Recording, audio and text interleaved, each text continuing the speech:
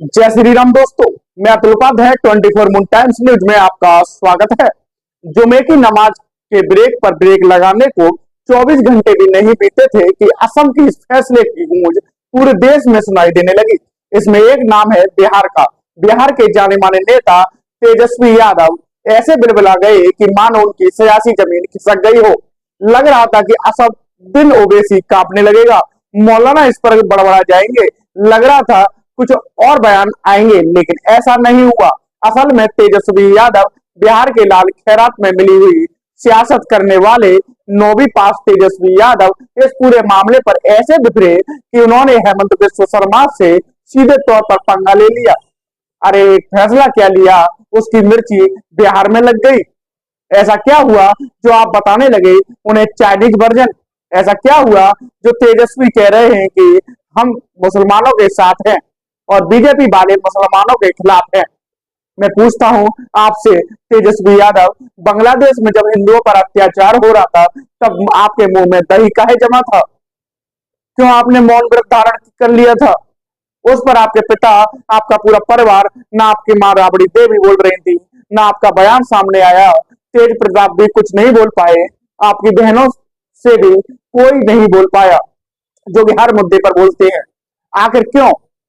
क्या उस वक्त हम आपको हिंदुओं की याद नहीं आई? क्या उस वक्त आपको यह नहीं दिखाई दिया कि आप भी वहां भी कोई तड़प रहा है, वहां भी किसी की बहन के साथ अत्याचार हो रहा है? लेकिन जब नुमेज जुमे की नमाज के ब्रेक पर ब्रेक लगा तो तेजस्वी यादव कांप उठे।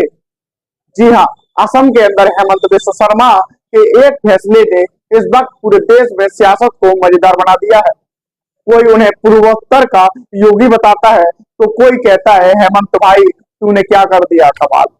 लेकिन इसी बीच जिस परिवार को मिर्ची लगी है वो है बिहार का यादव परिवार, तेजस्वी यादव, तेज प्रताप यादव और साथ ही लालू प्रसाद यादव। इसमें तेजस्वी यादव बिहार के पूर्व डिप्टी सीएम बयान देते हैं और कहते हैं कि हेमंत बिस्व शर्मा उत्तर प्रदेश के सीएम योगी आदित्यनाथ का चाइनीज वर्जन है और वो लगातार मुसलमान को परेशान कर रहे हैं। किस बात की परेशानी? तेजस्वी यादव, क्या जब देश की संसद के अंदर जुमे की नमाज के लिए ब्रेक नहीं है तो आखिर असम में ऐसा क्यों था? क्यों बांग्लादेशी घुसपैठियों पर जब असम के सीएम कार्रवाई करते हैं तो दिक्कत आपको क्यों होती है? और आप कितने बड़े मुस्लिम हितैषी हैं, आपके बारे में हर कोई अच्छे से जानता है। आपके परिवार की सियासत भी रही है और इसे भी हर किसी ने देखा है कि कैसी रही है आपकी सियासत। जब आप मौकों पर सफेद टोपी लगाए दिखाई दिए, मेरा सवाल हिंदू मुसलमान का नहीं है, मेरा सवाल जुमे की नमाज पर नहीं है, जुमे की नमाज पर लिए गए फैसले पर नहीं है मेरा सवाल। लेकिन मेरा सवाल आपसे तेजस्वी यादव ये है कि जब आपको मुसलमानों को लेकर जुमे की नमाज, वो भी सदन के अंदर ब्रेक पर ब्रेक लगाया गया, जिसमें कम से कम सदन की कार्रवाई अच्छे से हो सके, प्रोडक्टिविटी बढ़ सके और लोगों के जो टैक्स का पैसा जाता है कम से कम उसे उन्हें न्याय तो मिले। उस 2 घंटे के ब्रेक के चलते सदन की कार्रवाई ठप तो ना हो। अरे भाई, वैसे भी तो कुछ दिन ही सदन की कार्रवाई होती है, कई महीनों बाद कार्रवाई होती है और उसमें भी अगर ब्रेक लेने लग जाएगा तो ये जनता के साथ नाइंसाफी नहीं होगी। और जब इस फैसले पर एक शेर सख्त कदम उठा लेता है तो तेजस्वी यादव उन्हें चाइनीज वर्जन बताने लगते हैं। दोस्तों, क्या आपको भी लगता है कि तेजस्वी यादव इस वक्त बिहार के अंदर अपनी सियासी जमीन खो चुके हैं? क्या तेजस्वी यादव को बांग्लादेश में हिंदुओं पर हो रहे अत्याचार पर नहीं बोलना चाहिए था? दरअसल तेजस्वी यादव से जब जुमे की नमाज पर ब्रेक की बात पूछी गई तो ये कहते हैं कि वह मुख्यमंत्री योगी आदित्यनाथ का चाइनीज वर्जन है। यह किसे कह रहे हैं? हेमंत बिस्व शर्मा। अरे हेमंत का डरते नहीं है किसी से। और आपको मैं बता दूं आपकी जानकारी के हिसाब से कि उन्हें कोई खैरात में सियासत नहीं मिली है आपकी तरह। वो जमीन से उठकर, वो कॉलेज की सियासत से निकलकर नेता बने हैं। पहले वो कांग्रेस में भी रहे, लेकिन उन्होंने बाद में भारतीय जनता पार्टी ज्वाइन की और उनकी सियासत यह लंबा एक्सपीरियंस है। लेकिन आपको सियासत कैसे मिली यह पूरा देश जानता है, वो बताने की जरूरत नहीं है। जनता अपने आप ही बता देगी कि तेजस्वी यादव को सियासत कैसे मिली है। अब उनसे जब पूछा गया असम के लिए लिए गए फैसले को लेकर तेजस्वी यादव ने कहा, तक हम लोग हैं तब तक मुसलमानों का कोई बाल तक बांका नहीं कर सकता। जब तक आप लोग हैं तब तक हिंदुओं के साथ अत्याचार क्यों हो रहा है? हिंदुओं का बाल बांका कैसे हो गया?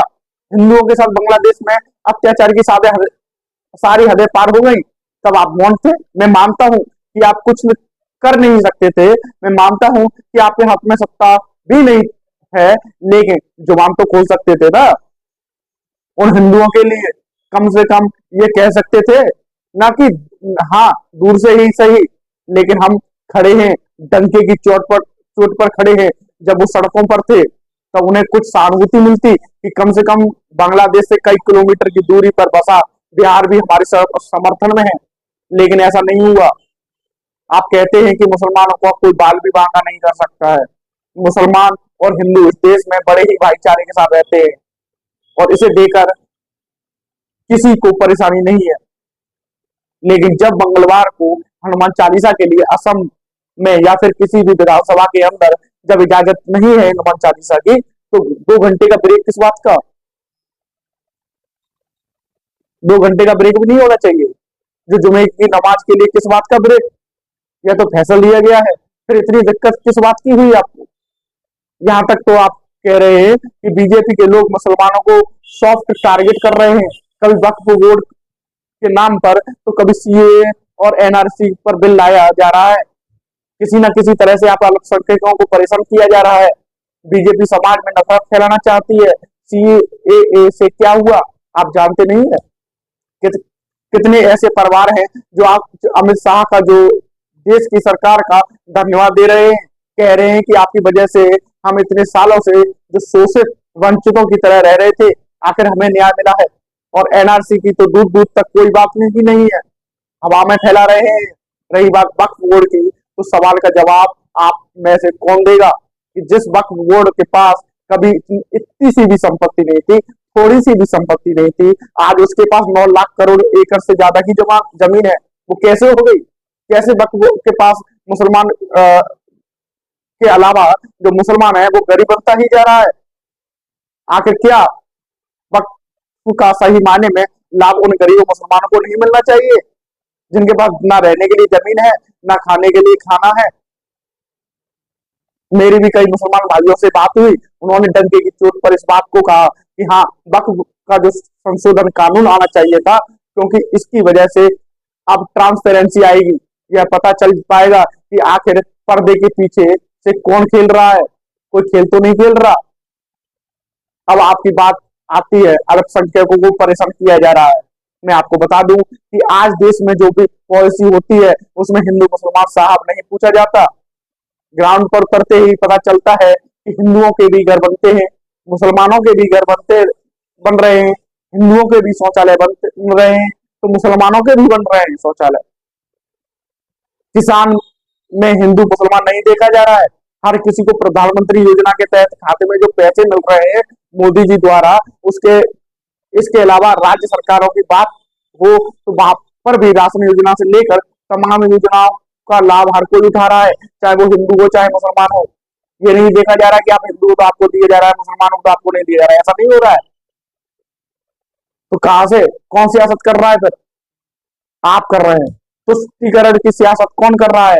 यह जनाब अच्छे से हर कोई जानता है। तेजस्वी ने कहा कि देश की आजादी में सभी लोगों का योगदान है, बिल्कुल है।